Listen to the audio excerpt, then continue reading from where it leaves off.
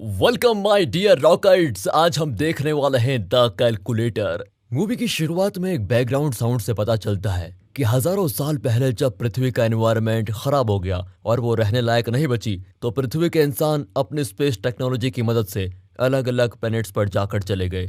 आगे चलकर इन प्लैनेट्स में लड़ाई झगड़ा ना हो, इसीलिए इन प्लैनेट्स की हाई अथॉरिटीज ने मिलकर लीग ऑफ फ्री वर्ल्ड नाम की एक सोसाइटी बनाई।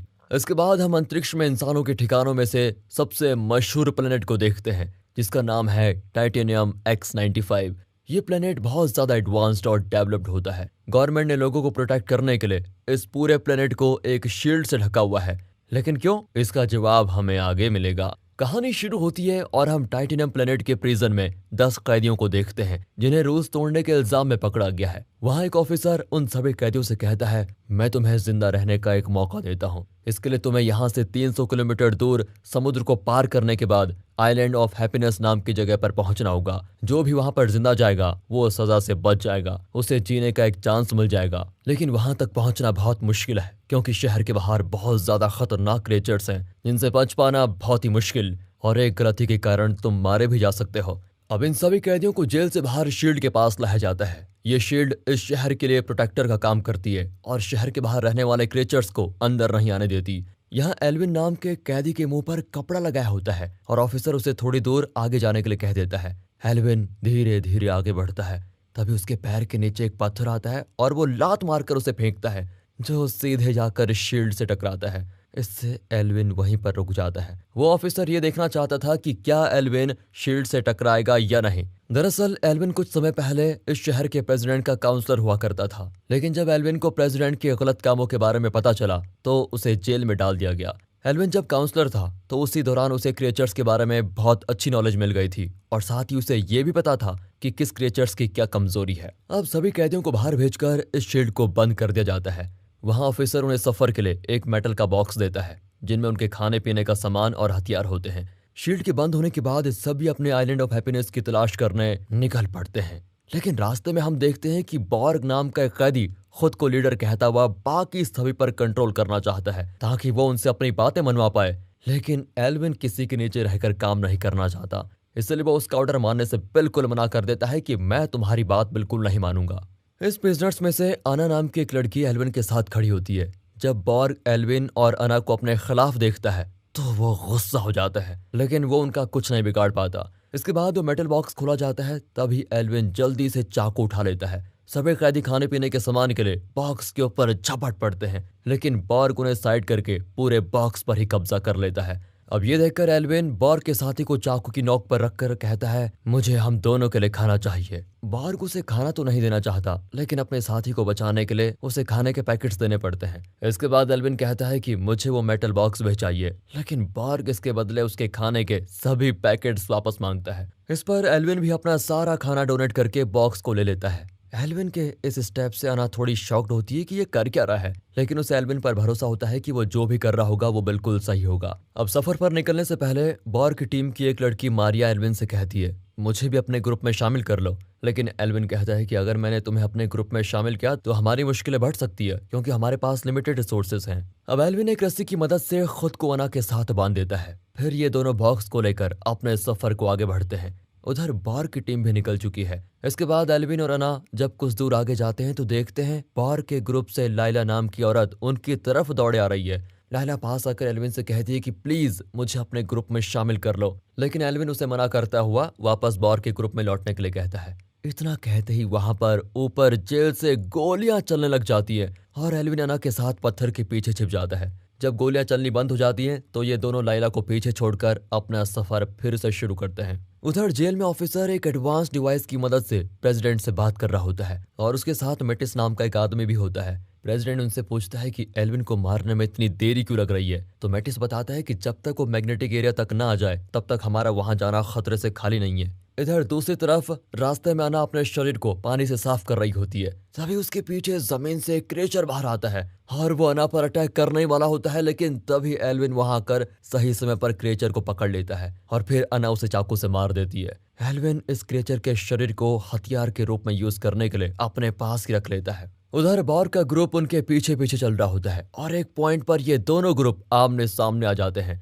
बॉर्ग एल्विन से कहता है कि मुझे अपना बॉक्स वापस चाहिए, तो एल्विन भी कह देता है कि नहीं, हम दोनों के साथ डील हुई थी जिसमें बॉक्स मैंने रखना था और पैकेट्स तुमने, तो अब तुम ये क्यों मांग रहे हो। बॉर्ग फिर अपने साथियों को एल्विन से जबरदस्ती बॉक्स छीनने के लिए भेजता है, लेकिन जब एल्विन उस क्रिएचर की बॉडी को हथियार की तरह इस्तेमाल करता है तो बॉर्ग और उसके साथी पीछे हट जाते हैं। अब एल्विन और अना बॉक्स को लेकर फिर से अपना सफर शुरू करते हैं और बॉर्ग भी अपने ग्रुप के साथ उनके पीछे पीछे चल रहा होता है, लेकिन एल्विन उन पर ध्यान नहीं देता। कुछ दूर आगे जाने पर एल्विन को क्रिएचर के होने का एहसास होता है, इसलिए वो अना के साथ बॉक्स के पास जमीन पर लेट जाता है और बिल्कुल भी आवाज नहीं करता, क्योंकि एल्विन को पता है कि उस क्रिएचर्स को दिखाई नहीं देता, लेकिन वो आवाज जरा सी भी करी तो पता लगा लेगा। इसके बाद जमीन से एक बहुत बड़ा क्रिएचर बाहर निकलता है और बॉर्ग एल्विन को देखकर अपने साथियों को भी बिना आवाज के चुपचाप जमीन पर लेटने के लिए कहता है। सभी फिर बॉर्ग का ऑर्डर मानकर जमीन पर लेट जाते हैं, लेकिन उसकी टीम में कायम नाम का एक लड़का बहुत ज्यादा डर जाता है और भागने लगता है और उसके कदमों की आवाज सुन लेता है क्रिएचर।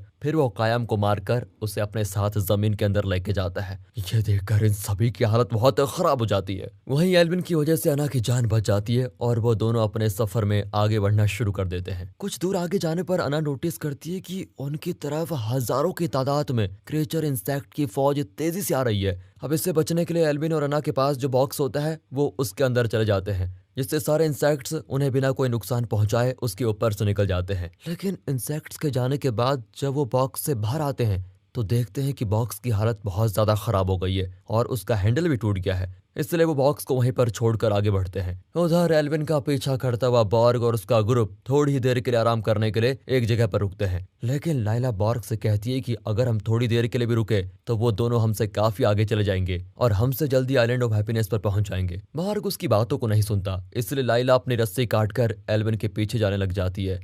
अब बॉर्ग उसे रोकने के लिए उसके पीछे भागता है, लेकिन ध्यान भटकने की वजह से अनफॉर्चुनेटली वो उस दलदल में गिर जाता है। फिर बॉर्ग अपने ग्रुप के लोगों से उसे बाहर निकालने में मदद मांगता है, लेकिन कोई भी उसकी मदद नहीं करता। वो सभी उसके ग्रुप को छोड़कर एल्विन के पास जाने लग जाते हैं। किसी को भी बॉर्ग की मदद ना करता हुआ देखकर तभी टेजुक नाम का एक बूढ़ा आदमी बॉर्ग को बाहर निकालने लगता है और थोड़ी देर कोशिश करने के बाद वो जिंदा बाहर आ जाता है। इसके बाद देखते हैं कि चलते चलते रात हो गई है और रात में अना आग के पास बैठी होती है। तभी एल्विन उसके पास आकर कुछ खाने के लिए इंसेक्ट देता है। दोनों बातचीत करने लगते हैं नॉर्मल की तरह। अना उससे पूछती है, तुम तो हाई पोस्ट पर थे ना, तो आखिरकार तुम्हें सजा कैसे मिली। एल्विन कहता है कि भले ही मैं प्रेसिडेंट काउंसलर हुआ करता था, लेकिन मुझे प्रेसिडेंट के रूल करने का तरीका बिल्कुल पसंद नहीं था और मैं इस पूरे सिस्टम को बदलना चाहता था। इसके साथ ही मुझे प्रेसिडेंट के गलत कामों का भी पता चल गया और जब ये बात प्रेसिडेंट को पता चली कि मुझे ये पता चल गया है तो उन्हें लगा कि मैं उनके लिए खतरा हूँ और उन्होंने मुझे गद्दार बताते हुए जेल में डाल दिया और अब भी वो मेरे पीछे लगा हुआ है। इधर लाइला और बाकी लोग एल्विन के पास जाने के लिए चल ही रहे होते हैं, तभी उनके सामने दो कैनिबल्स आते हैं जो यहाँ पर बहुत समय से रह रहे हैं। वो इनके ऊपर अटैक कर देते हैं और मारिया नाम के एक औरत को पकड़कर खत्म।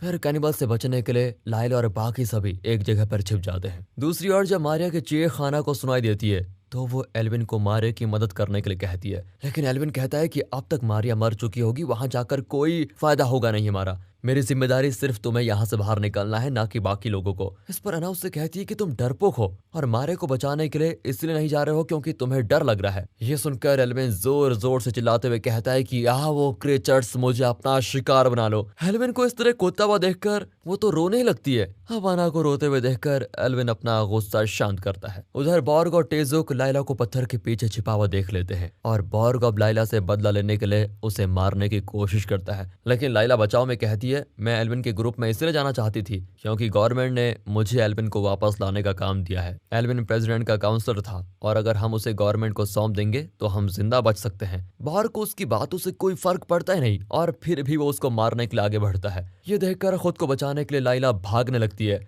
लेकिन भागते हुए फंगस की तरह दिखने वाला क्रिएचर जमीन से निकलता है और उसे पकड़ लेता है, मगर कोई भी लाइला की मदद करने के लिए आगे नहीं बढ़ता। फिर लाइला को मरने के लिए छोड़कर सभी बॉर्ग के साथ आगे बढ़ जाते हैं। बॉर्ग उनके साथ मिलकर एक प्लान बनाता है कि वो एल्विन को गवर्नमेंट को देकर जिंदा बच सकते हैं। फिर टेजुक भी बॉर्ग के प्लान में शामिल होता है और वो आगे जाकर एल्विन और अना से मदद मांगता है, लेकिन एल्विन अना को उससे दूर रहने के लिए कहता है क्योंकि उसे टेजुक पर जरा भी विश्वास नहीं होता। पर एल्विन की बातों को ना मानकर अना टेजुक के पास जाने लग जाती है। तभी बॉर्ग एल्विन के सर पर लोहे का हथियार फेंक कर मारता है, जिससे वो तुरंत बेहोश हो जाता है। जब उसे होश आता है तो वो देखता है कि बॉर्ग ने उसे और अना को बंदी बना लिया है। इसके बाद बॉर्ग एल्विन को अपने कंधे पर उठाकर लायला की बताई हुई जगह पे लेके जाता है, जहाँ पर मैटिस उसका इंतजार कर रहा होता है। फिर बॉर्ग एल्विन को एक जगह पर छोड़कर मैटिस के पास जाता है और बताता है कि मैंने एल्विन को पकड़ लिया। ये सुनकर फिर मैटिस बॉर्ग के साथ एल्विन के पास आता है, लेकिन वो देखता है कि वहां पर एल्विन है ही नहीं, क्योंकि जब बॉर्ग और मैटिस बात कर रहे थे तो उस मौके का फायदा उठाकर एल्विन वहां से भाग गया था। इधर मैटिस बॉर्ग का झूठ जानने के बाद बड़ा गुस्सा हो जाता है और वो बॉर्ग के ऊपर गोलियां चलाकर उसे मार डालता है। अब मैटिस खुद एल्विन को ढूंढने का काम शुरू करता है। वहां उसे अना और टेजुक मिलते हैं जो उसी बिल्डिंग में छिपे हुए थे। मैटिस टेजुक को भी मार देता है और अना को पकड़कर उसे गन पॉइंट पर रखकर एल्विन को बाहर निकालने के लिए कहता है। बेचारे एल्विन को ना चाहते हुए भी अना को बचाने के लिए मैटिस के सामने आना पड़ता है। तभी एक जोक नाम का कैदी मैटिस पर बंदूक तानकर अना को फ्री करने के लिए कहता है। मैटिस अना को छोड़ने के बदले एल्विन को उसके पास आने की शर्त रखता है। एल्विन भी उसकी शर्त मानकर आगे बढ़ता है कि तभी पीछे से जख्मी हालत में बॉर्ग मैटिस के सर पर अटैक करके उसे ही मार डालता है। अब एल्विन तो बच जाता है, लेकिन अना वहीं पर बेहोश होकर गिर जाती है, क्योंकि मरने से पहले मैटिस ने उसको एक इंजेक्शन दिया था। अब एल्विन उसे बचाने के लिए बॉर्ग को थैंक्स कहता है, पर गोली लगने की वजह से बॉर्ग वहीं पर अपना दम तोड़ देता है। अब सिर्फ एल्विन, अना और जोक नाम का आदमी ही जिंदा बचे हैं। बिल्डिंग से बाहर वो समुद्र में जगह जगह मिट्टी और कीचड़ के टुकड़े देखते हैं। एल्विन अपना दिमाग लगाता है और मिट्टी के टुकड़ों को नाव की तरह इस्तेमाल करके आगे बढ़ने लगता है, लेकिन थोड़ी देर बाद मिट्टी के ऊपर पानी भरने लगता है। तभी अना को होश भी आ जाता है। एल्विन और अना को बचाने के लिए जोक खुद पानी में कूद जाता है और एक बड़ा अंडर वाटर क्रिएचर आकर उसे अपने साथ लेके जाता है। ये देखकर बेचारे एल्विन और अना उदास हो जाते हैं और जब वो आगे जाते हैं तो एक बहुत ही बड़े डैम से उनके कीचड़ वाली नाव गिर जाती है। फिर तैरते हुए वो दोनों हैप्पीनेस आइलैंड पर पहुंच जाते हैं। एल्विन को वहां पर बने हुए प्रेसिडेंट के सीक्रेट बेस के बारे में पता होता है, जिसमें एक स्पेस क्राफ्ट है, लेकिन एल्विन उस सीक्रेट बेस को एक्टिवेट करने के पासवर्ड का आखिरी नंबर भूल चुका है। अब एल्विन बताता है कि पिछली बार जब मैं प्रेसिडेंट के साथ यहाँ पर आया था तब उन्होंने मुझे एक पहेली पूछी थी, लेकिन मैं उसका जवाब नहीं दे पाया। तब उन्होंने मेरी तरफ 9 का साइन बनाया था। एल्विन कहता है कि वो कोड गलत होगा क्योंकि प्रेसिडेंट इतनी आसानी से पासवर्ड नहीं बताएगा, लेकिन अना को प्रेसिडेंट के साइन पर पूरा विश्वास होता है और वो कहती है कि आखिरी नंबर 9 ही होगा, तुम करो। एल्विन और अना आंख बंद करके विश्वास करते हैं और 3589 पासवर्ड डालकर वो बेस ओपन हो जाता है। उसके अंदर उन्हें स्पेस क्राफ्ट दिखाई देता है, जिसको देखकर दोनों खुश हो जाते हैं। अब वो दोनों स्पेस क्राफ्ट में बैठकर टाइटेनियम प्लेनेट को छोड़कर किसी नए प्लेनेट को ढूंढने के लिए अंतरिक्ष में निकल जाते हैं। उनके इस मिशन के सक्सेसफुल होने के साथ ही ये मूवी यहाँ पर खत्म होती है और आपसे गुजारिश है कि हमारे दूसरे चैनल मूवीज वेदर को भी सपोर्ट कीजिए। बाकी दोस्तों, अगर आपको ये वीडियो अच्छी लगी हो, एक्सप्लेनेशन अच्छा लगा हो तो लाइक कीजिए, चैनल को सब्सक्राइब। मिलते हैं अगली वीडियो में, तब तक के लिए गुड बाय, अपना ख्याल रखिए and finally thanks for watching.